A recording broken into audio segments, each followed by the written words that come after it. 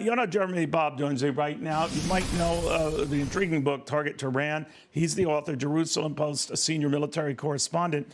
Yonah, these talks with Hamas that apparently aren't going to be with Hamas in Doha, they're not going to change Iran's strategy for a retaliatory attack on Iran, right? I mean, that part is a given.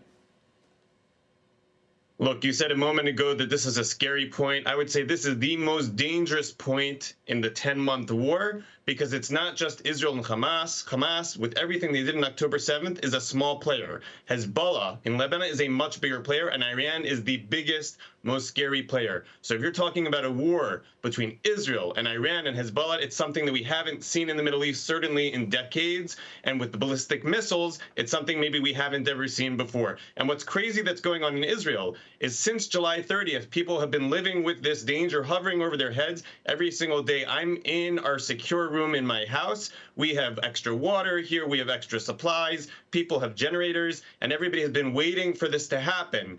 When is it going to happen? All I can tell you is Israeli intelligence is still sure that Iran will attack, less sure about what Hezbollah will do. Because look, Hezbollah is attacking every day. Hezbollah has been attacking for 10 months. Right. So will Hezbollah do a much larger attack that would lead to a larger war?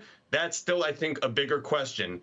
There has been this talk of what if there is some breakthrough in the talks with Hamas and a hostage exchange and an end to the Gaza war? Could that stop Iran?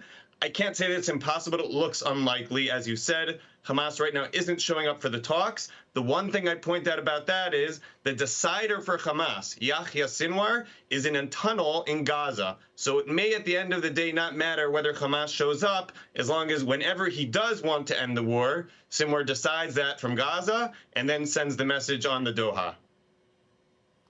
Then the question becomes this Iranian response and whether it's done similar to what it was, you know, a couple of months back when better than 300 missiles were launched on Israel, most all of them repelled, or it works through its proxies, attacks by Hezbollah to the north, Hamas and its own plans, even Houthi rebels and wreaking havoc in the neighborhood.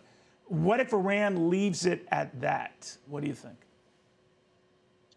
That seems unlikely. Again, what transpired here is, according to Iran, everybody assumes that it's true, even though Israel doesn't take credit. Israel killed Ismail Haniyeh, the leader of Hamas, in Tehran when he was a guest in a very special part of Tehran. This was as embarrassing as you can get for the Iranians.